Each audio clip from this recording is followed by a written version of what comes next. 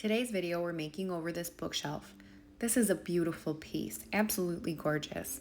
The wood is so nice, it's in great condition, it's just a little dusty. With all that being said, it's dark and I do want to still paint the piece. So I'm going to show you how I paint it without totally destroying the original finish. So let's flip it. Instead of using any sort of harsh chemical to degloss the piece, I'm going to use a mixture of water and vinegar. Vinegar is antibacterial, so it'll just kind of disinfect the piece, but it's not going to eat through the finish. It is going to keep the piece in good condition, but clean. Now I'm using Bullseye Shellac, and I'm going to use 2 coats, waiting for it to dry in between coats. This shellac is going to work like a hard shell, covering the original finish. This is an option for somebody who really wants to paint a piece, but in the back of your head you're going, but it's an antique, or it was really special to somebody, or it's in good condition. You know, this shellac is not going to guarantee that when you strip it, it will be perfect. It's not going to guarantee that, but it will look a lot better than if you didn't put a protective shell over it. Now for the paint, I chose Soiree by Country Chic Paint. I love this color so much. I have the big jar because I'm doing another project, so I'll just pour it into a separate container. I'm using my water mister. This is a clay-based paint, and it's a chalky finish, so using a water mister helps to move the paint, work the paint, lay the paint on smooth, reduce brush strokes. I love my water mister.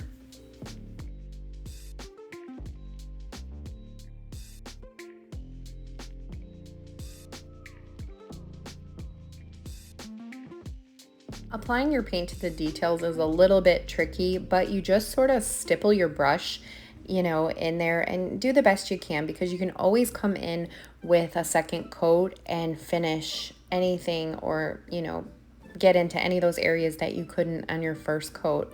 You don't want it to be chunky, so you don't really want to, go in there with too much paint. But your water mister will definitely help, and then you can go in with a second or even a third coat if you're missing any spots. Now I'm going to work my way down the rest of the piece, and I'm using the same color Soiree for the entire piece. I'm just laying it on sort of flat, and I'm trying to get a nice smooth surface. I want good coverage on this, but because it's a dark brown piece and I didn't use a white primer, I'm definitely going to have 2 or 3 coats. And I quickly realized doing the cutout designs on the sides, I need to go in the insides first, because if I was just to paint, there would be so much paint going all over and it would be runny and drips, and you definitely want to avoid dripping. So if I do the inside first, then I can smooth out everything on the outside.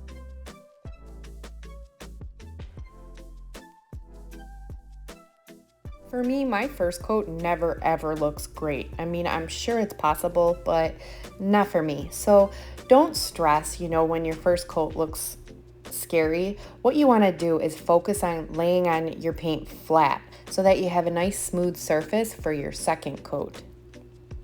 Now it's the next day, and here's the coverage we got from the first coat. So I'm going to go in and do a second coat.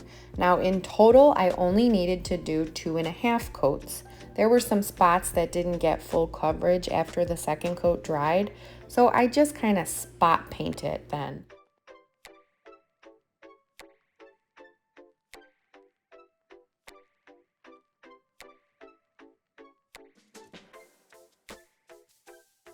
Now we're ready for a clear coat. Everything is dry, we got complete coverage, and I want to do a clear coat on this piece because we're going to be using some of Dixie Belle's Best Dang Wax. Whenever I'm using wax for details, I almost always put a sealer on first, because it's going to be super easy to wipe back any of the wax. I only want the wax in the details, so I need to put my sealer on so that it doesn't get stuck everywhere. And I figure while I have the sealer out, why not just seal the entire piece?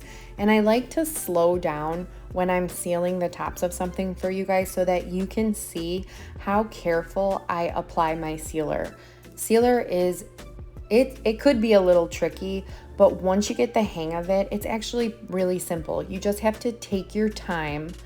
That is key. Slowly apply your sealer and watch where you're applying it. You want to make it smooth. You don't want to leave any chunks or lines. You just want to make sure that you're smoothing it out.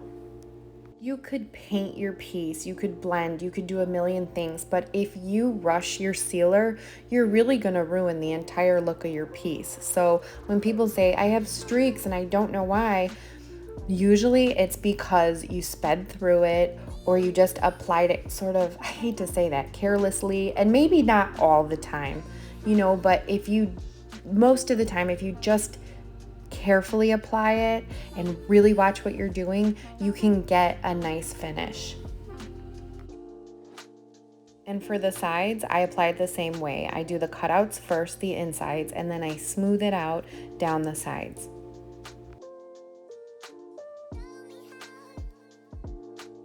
Now for the wax, I'm using Dixie Belle's Best Dang Wax in the color brown. And I'm using just a little artist brush that I've used before a couple times for wax. It's good to stick with the same waxing brush because once you wash it off, it doesn't come off all the way. Your brush will still feel waxy. Now I'm doing the center piece first because I just sort of wanted to test it out, make sure that it wipes off all the way, make sure that it's the look I want. If I want to go ahead and do the whole piece and then I don't like it, that's going to be a real pain in the butt to remove. So it's a good idea to sometimes do a little tester piece. And if anybody's wondering, my piece is not wobbly. I have it on a little dolly so that it's easier for me to spin. It's a dolly on wheels, so it's definitely not a structural issue. I'm taking a baby wipe now and I'm just wiping off any of that excess wax. I don't want to cover it.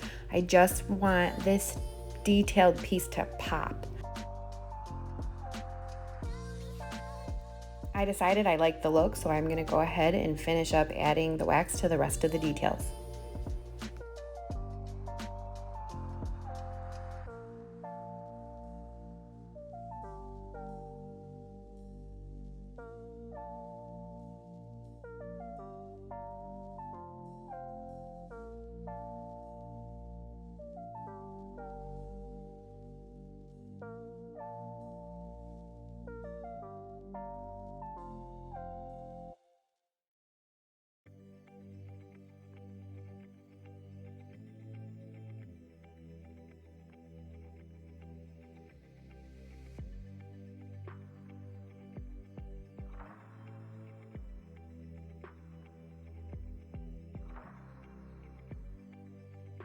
And then again, I just take my baby wipe and I wipe back. I don't want to cover the entire thing and make it look like super antiqued. I just wanted those details to stand out, so that you can really see them because they're gorgeous. Now I left the piece overnight and I spent about an hour looking at the piece and there was just something missing. It was a little blah, a little muted, just a little washed out. So I figured out that I needed to add some of that wax to the creases and that would really give it that depth that I'm looking for. And I don't need to add a ton of wax or wax the entire piece, only to these little creases, and it's going to add so much dimension that it's going to change up the entire look of my piece and give it that wow factor. Now I need to add one more coat of clear coat. You want to wait until your wax is completely dry. Since I didn't wax the entire piece and only the details, it took about 24 hours to dry.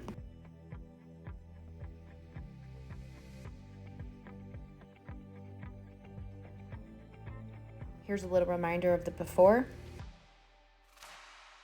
and here it is after. In my last couple videos, I've used so many products. So this video, I just wanted to show that you don't need so many products. I think we used about 4, a primer, paint, wax, and a sealer. Just a few products and you can completely change the look of your furniture. I hope you enjoyed this video. If you did, please hit the like and subscribe button, and I will see you next week.